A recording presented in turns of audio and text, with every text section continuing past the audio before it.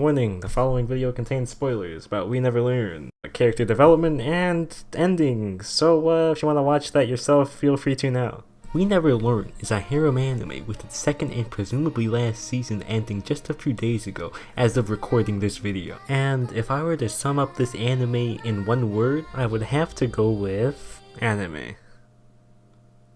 Yeah, that's pretty much it. The fanservice and typical anime tropes you'd see from any other slice of life makes this show about as anime can animate. Except for maybe isekais. The show is not bold, but it is beautiful. It accomplishes just about the same as any other harem animes, and despite this, I really did enjoy this show. It's a very feel-good, light-hearted show. In fact, the show actually managed to set up its story extremely well. The build-up and direction that the show was taking was leading to what seemed to be an inevitable and satisfying conclusion, and yet somehow, against all odds, they still managed to find a way to fuck it up. An overview for those unfamiliar.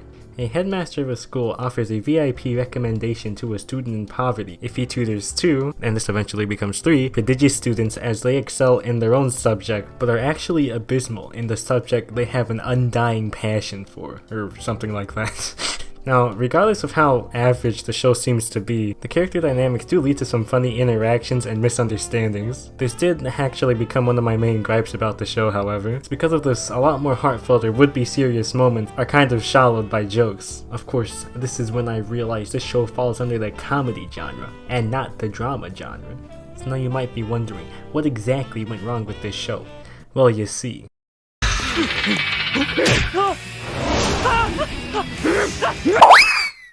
The usual light-hearted mood and humorous atmosphere of the show makes any and all character development significantly more satisfying, and the contrasted mood played into this perfectly, as when the jokes suddenly aren't being cracked anymore, you know, it just got real. The problem rises with these serious moments, as the rare occurrence and newfound depth given to these characters are quickly forgotten by the show, tossed aside and thrown under the rug as if they never happened, and the show returns to its neutral state. It's truly a waste to both the writers and the viewers. These problems make their way to the forefront around the last episode. If you somehow made it this far without spoilers, then I'll go on with a second warning, because this pretty much spoils the ending for the entire show, and one of the characters, so this is your last warning.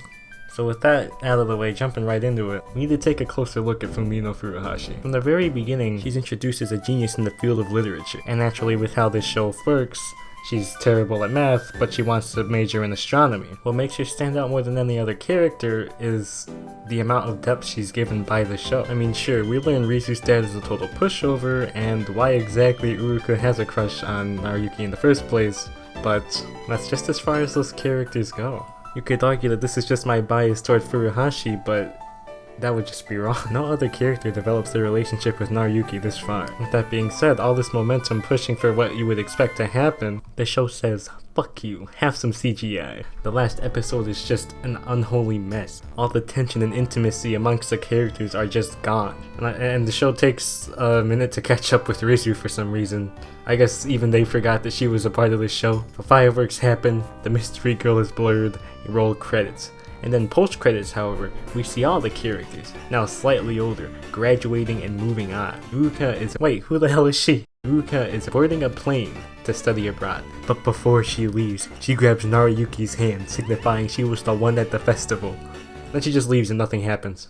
There's no closure, and nobody is happy. Uruka is gone, and the show ends on an empty note. Any development between Furuhashi and Naruyuki is gone. Uruka wins, but also loses because she leaves, and nobody is happy. But it did teach me a very important lesson true to life, and that is that life is full of disappointments.